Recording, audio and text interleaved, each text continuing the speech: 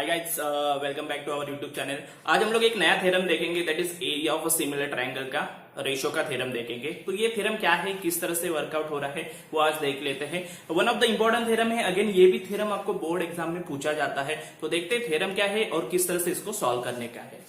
Okay, theorem of areas of a similar triangle. अगर दो triangle similar रहेंगे, दो ट्रायंगल कैसे रहेंगे, सिमिलर रहेंगे, तो उनके एरिया का रेशियो के बारे में ये थ्योरम बता रहा है आपको। देखते हैं क्या बता रहा है थ्योरम। पहले स्टेटमेंट, जैसे मैंने कहा कि स्टेटमेंट थ्योरम का बहुत इंपॉर्टेंट रहता है, उससे रिलेटेड हम लोग diagram given and to prove तक तो आराम से पहुंच जाते हैं। तो देखते हैं क्या है थ्योरम का statement. When two triangles are similar, यहाँ पे बोला है कि दो ट्रायंगल आपके क्या रहेंगे, सिमिलर रहेंगे। सिमिलर का मतलब समझ में आता है, दिखने के लिए आइडेंटिकल, सेम।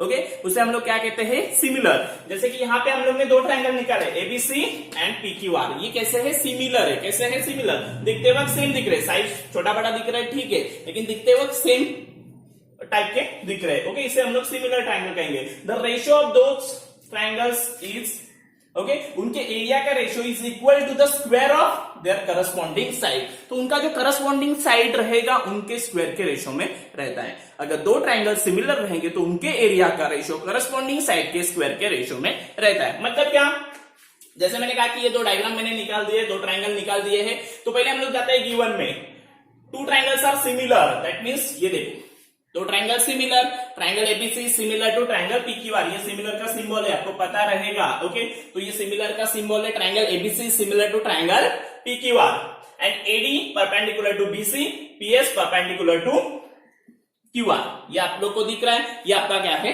गिवन है। क्लियर यहां तक। Then area of this two triangle is equal to, okay, उनके एरिया का ratio, that is area of triangle ABC upon area of a triangle PQR is ratio of square of their corresponding side. Corresponding side मतलब उसके corresponding करने वाले, जैसे कि AB को corresponding PQ है, that is AB square upon PQ square. BC को corresponding QR है, that is BC square upon QR square. And AC को करस्पॉन्डिंग है PR, that is AC square upon PR square. ये आपको क्या करने का है, प्रूफ करने का है। समझ में आया। अगर दो ट्रायंगल कैसे रहेंगे, सिमिलर रहेंगे, तो उनका एरिया का रेशियो करस्पॉन्डिंग साइड के स्क्वायर के रेशियो में रहता है। तो अपना गिवन हो गया, टू प्रूव हो गया। अभी हम लोग जाते हैं अपना main part, that is proof. Okay, diagram भी आपको समझ में आया रहेगा। दो ट्रायंगल खाली मैंने सिमिलर निकाल दिए हैं। तो यहाँ पे पहले हम लोग जाते हैं कि नॉर्मली, इससे पहले हम लोग ने देखा था सिमिलरिटी चैप्टर, हम लोग ने जब स्टार्ट किया था तभी मैंने आपको एक बात बताई थी कि अगर दो ट्रायंगल के एरिया का रेशियो रहेगा वो किसके प्रोपोर्शन में रहता है, करस्पॉन्डिंग हाइट एंड बेस के प्रोडक्ट के, राइट। ओके, तो यहाँ पे हम लोग पहले निकालेंगे area of triangle ABC upon area of triangle PQR निकालते हैं नॉर्मली। आपको पता है बेस इंटू हाइट, तो एबी का बेस क्या है, बीसी, हाइट क्या है एबी, तो बीसी इंटू एडी आएगा। इसका बेस क्या है, क्यूआर, हाइट क्या है पीएस, तो क्यूआर इंटू पीएस आएगा। इसको मैं सेपरेटली ऐसा लिख रहा हूं, BC upon QR into AD upon PS. समझ में आया, इसे इक्वेशन नंबर 1 देता हूं। यहां तक क्लियर हो गया।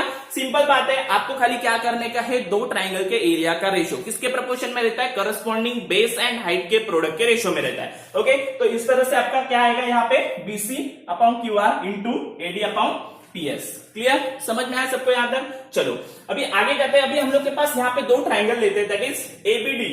आप लोग देख सकते हो यहाँ पे एबीडी, ये वाला ट्रायंगल देखो, ये एबीडी और दूसरा है PQS। Okay, that is PQS and ABD।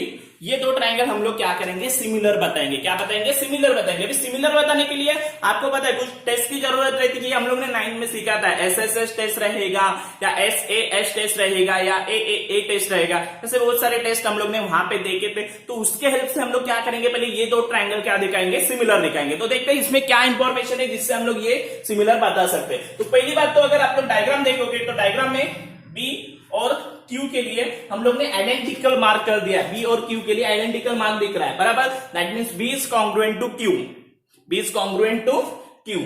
और ये हम लोग ने क्या बोला है, गिवन, ये दिया है आइडेंटिकल मार्क, पहले डायग्राम में ही आपका मेंशन है, B is congruent to Q। And दूसरी बात, यहाँ पे अगर आप लोग देखोगे ये एंगल 90 का है और ये एंगल कितने का है, 90 का है। दैट इज एंगल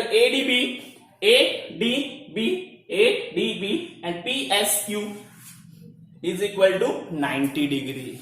क्लियर, ये भी आपको दिया गया था, बराबर। तो इस तरह से हम लोग ने बता दिया है कि यहाँ पे दो एंगल कैसे है, कॉन्ग्रुएंट है। अगर दो एंगल कॉन्ग्रुएंट रहे तो भी हम लोग बोल सकते हैं कि ये दो triangle, that is triangle ABD and triangle PQS similar हो जाएंगे। कौन से टेस्ट से, दो एंगल का ए दो एंगल ना, तो क्या हो जाएगा, ए टेस्ट से ये दो ट्रायंगल सिमिलर हो जाएंगे। तो हम लोग ने लिख दिया according to A test this two triangles are similar, that is triangle ABD is similar to triangle PQS. Okay, तो चलो अभी हम लोग के ट्रायंगल कैसे हो गए, सिमिलर हो गए। क्लियर।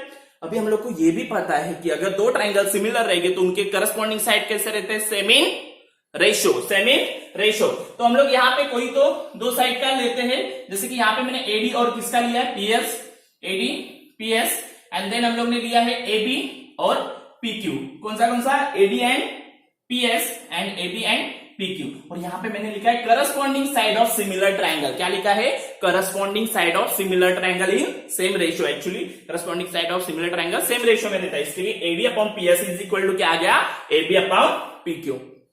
यहां तक क्लियर हो गया। पहले मैंने क्या कर दिया, नॉर्मली एरिया का दो ट्रायंगल के एरिया का रेशियो के हिसाब से गया, that is product of base and height. Okay, then हम लोग ने ये दो triangle that is ABD and PQS कैसे दिखाया, सिमिलर बाय ए टेस्ट से, और उसका corresponding side same in ratio बोला, उसे इक्वेशन नंबर 2 दे दिया। यहां तक क्लियर है, 1 एंड 2 इक्वेशन तक। चलो आगे बढ़ते हैं। हम लोग को पहले से ही पता है, क्या पता है, कि ये दो ट्रायंगल सिमिलर है, ये तो गिवन था, that is triangle ABC similar to triangle PQR. तो इनके भी corresponding side same in ratio रहेंगे, that is AB upon PQ is equal to BC upon QR. यहां पे भी हम लोग लिख सकते हैं corresponding side of similar triangle that is same in ratio. तो ये भी हो जाएगा, इसे इक्वेशन नंबर 3 देते हैं। कितना देते हैं, 3। अभी 1 2 3 का कॉम्बिनेशन करते हैं। देखो क्या है, पहले तो यहां पे मैंने ये 1 वाला इक्वेशन लिख दिया, BC upon QR into AD upon PS. Okay, वही लिख दिया है। देन आगे देखो मैंने क्या कर दिया, बीसी अपॉन क्यूआर को वैसे ही लिख दिया, और यहाँ पे क्या है, एडी अपॉन पीएस है। क्या है, AD upon PS. AD upon PS को यहाँ पे मैंने क्या कहा है, एबी अपॉन पीक्यू। क्या कहा है, एबी अपॉन पीक्यू। और यहाँ पे एबी अपॉन पीक्यू को मैंने क्या कहा है, बीसी अपॉन क्यूआर। क्या कहा है, बीसी अपॉन क्यूआर। इसका मतलब ये हुआ एडी अपॉन पीएस का रेशियो एबी अपॉन पीक्यू जैसा है, और एबी अपॉन पीक्यू का रेशियो बीएस अपॉन क्यूआर जैसा है। इसका मतलब एडी अपॉन पीएस का रेशियो बीएस अपॉन क्यूआर के रेशियो जितना रहेगा। यस रहेगा। तो हम लोग बोल सकते हैं यहाँ पे, देखो बीसी अपॉन क्यूआर मैंने ऐसे ही लिख दिया, और एडी अपॉन पीएस को मैं क्या लिख रहा हूं अभी, बीएस अपॉन क्यूआर। समझ में आया मैंने क्या कर दिया, फिर एक बार रिपीट करता हूं। देखो ये वाला मैंने एज इट इज पहले लिख दिया, क्लियर। बीसी अपॉन क्यूआर को मैं कुछ नहीं कर रहा हूं। एडी अपॉन पीएस का वैल्यू क्या है, एबी अपॉन पीक्यू। क्या है, एबी अपॉन पीक्यू। लेकिन इक्वेशन नंबर 3 कह रहा है एबी अपॉन पीक्यू का वैल्यू है बीएस अपॉन क्यूआर। क्या वैल्यू है, BS upon QR. That means AD upon PS का वैल्यू बीएस अपॉन क्यूआर हो सकता है। तो वही मैंने कर दिया, इसको हटा के यहाँ पे क्या लिख दिया, बीसी अपॉन क्यूआर। अगर इसका करोगे तो एबी बीसी इंटू बीसी क्या होगा, बीसी स्क्वायर, और क्यूआर इंटू क्यूआर क्या हो जाएगा, क्यूआर स्क्वायर।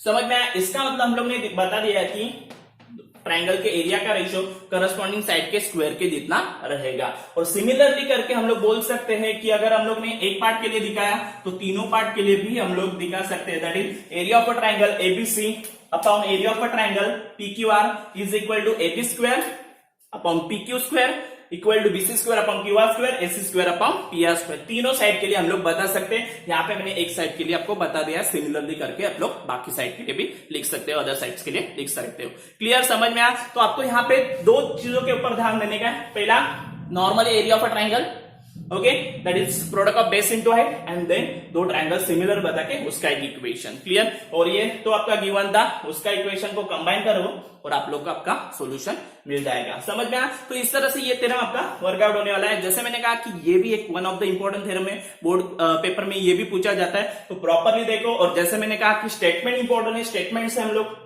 बहुत diagram given and to prove तक आराम से पहुंच सकते हैं, और उसका ही हेल्प लेके हम लोग थ्योरम भी लिख सकते हैं। क्लियर। तो बस आज के लिए इतना ही रहेगा। Thank you.